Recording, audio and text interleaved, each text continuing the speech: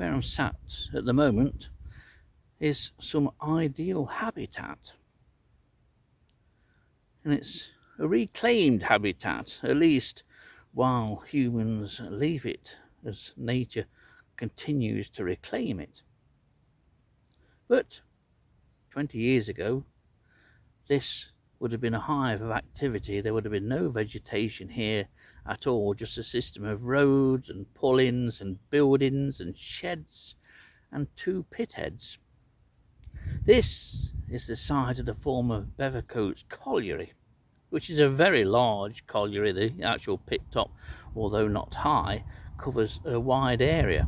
So does this area of concrete and tarmac where the pit head used to be and all the buildings. It's now a haven for wildlife. It does have a slightly darker side to it though, because in recent years it seems to have been taken over by some, shall we say, homeless undesirables who are leaving copious amounts of rubbish around. There aren't any around at the moment, but this is the kind of place where they spend the night by the looks of it and then wait for some traffic to pick them up in the morning. But this is also a good place for something special to perhaps drop in, and the indicator is the plant over there. Some red valerian. There are more plants of valerian in this immediate vicinity, and I'm staking it out for one particular invertebrate, a moth, and you probably all guessed which particular moth it is. It's the hummingbird Hawk-moth. These bits of valerian should act as a magnet for passing hummingbird Hawk-moths.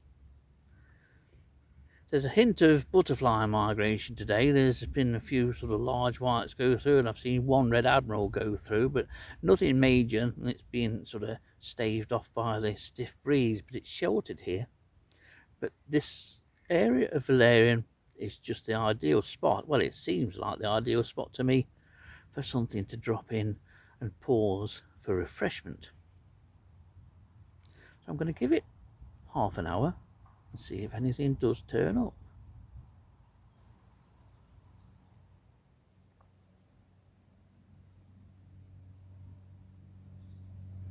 Since they knocked all the buildings down, the area has been left. It's been untouched, and this is the kind of habitat it is. There are areas of bare ground, which is what they all go mad about, but there's also areas of scrub and developing birch woodland. It really is a cracking place just to come and sneak into and have a wander around. You never know what you could find here.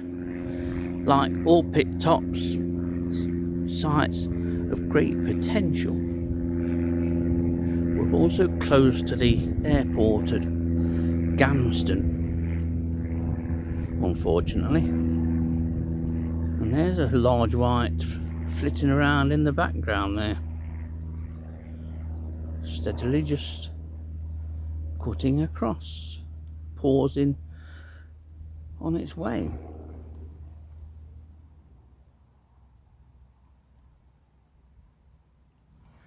Over the last week or so, I've done one or two, or at least attempted one or two watches for butterfly migration, but it's either gone cloudy, but usually it's been far too breezy. But the 2 species that I have seen moving through are small white and large white, and they're continuing to go through today, but it's very small numbers. If we had a day with the right conditions, it could be good. But here's the area of Valerian. It's just a small area on what is a large former pit site. There's odd plants elsewhere, but if anything is going to attract hummingbird Hawk-moth to pop in and nectar, maybe while it's on its way south, it's that.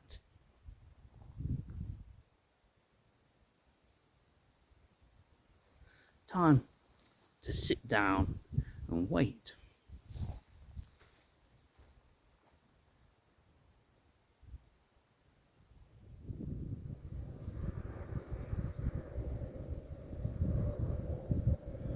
would be particularly fortuitous and advantageous on my point if a hummingbird Hawk-moth was to come and nectar on this clump. This is one of the two best clumps really here, but there's a lot of valerian flower here which they could come to.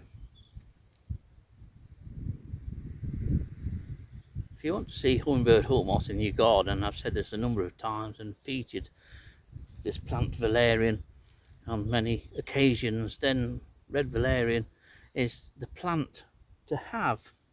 A lot of people don't like it, it's non-native and all that stuff, but it's a brilliant plant for nectar. The bees love it, the butterflies love it, and the moths love it.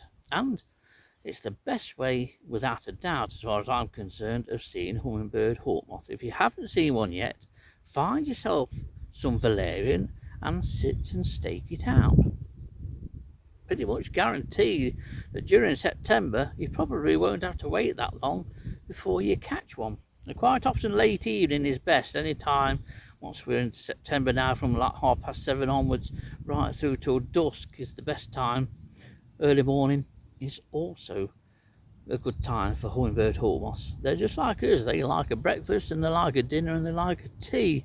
And throughout the course of a day, Dillis and I found out, after sitting in the garden continuously all day long on several occasions, we found out that if there's a hummingbird Hawk-moth that's took up residence in your area or in your garden and is visiting a nectar source, it will come down probably every 2 to 3 hours during the day for a feed and then go back to rest. And we've had them where they've stayed in the garden for several days. That's an invalid that's just come in, but it's just a comma. No sign of a hummer yet, but you never know, one might drop in.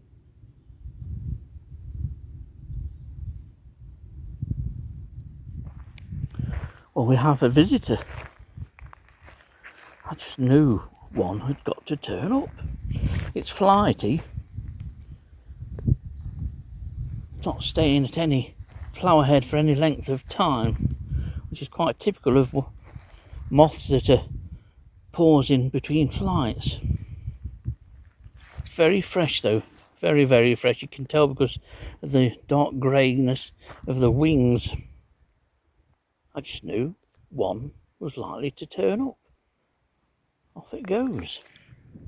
We have another hummer.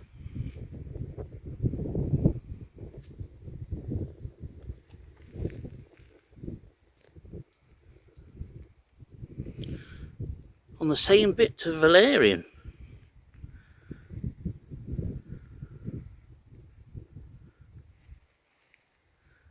Could well be the same one.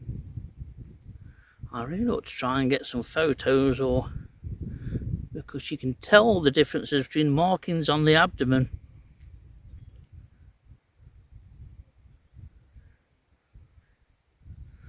How fabulous is it to see one of these on where nature's reclaiming some former grubby pithead building site, basically. Look at that.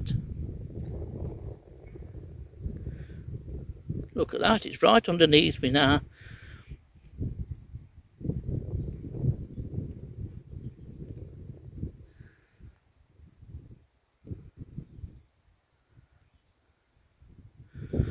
Wow. Do you know, I've seen, I think it's in excess of 200 of these in the UK over the years.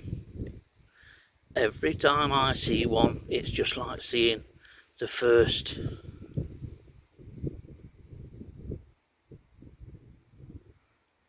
What an insect, it really is. And what makes it even more special is the fact that you don't have to get up in the night or stay up all night to see one of these.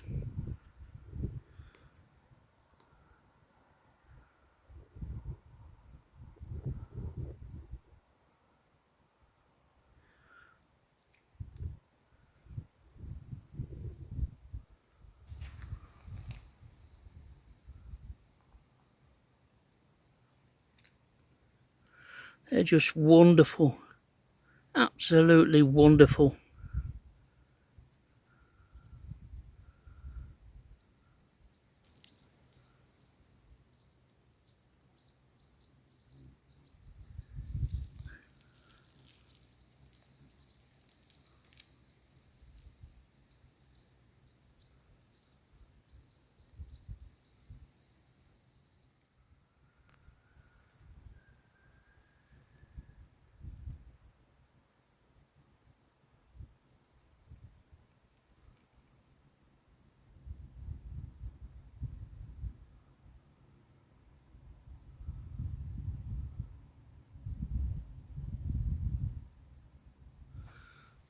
And right on the Valerian that I was sat at the side of, there is this one, which is smaller.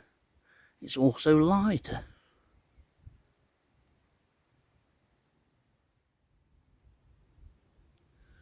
Well, the sky is gradually becoming a bit more threatening. It's completely clouded over now, and showers are forecast during the rest of the day. But I dropped on lucky in this small area of Valerian. They're not big healthy plants, they're quite straggly plants because they're grown pretty much in concrete and tarmac, but there's enough flowers there to attract the magnificent hummingbird hawk-moth. As I mentioned, I've seen over 200 hummingbird hawk-moths in the UK now. Many of them have been from the confines of my own garden, and I get a thrill out of seeing one every single time. It's like continually seeing my first. And there's definitely been 2 here today, could have even been 3, but they are fabulous things.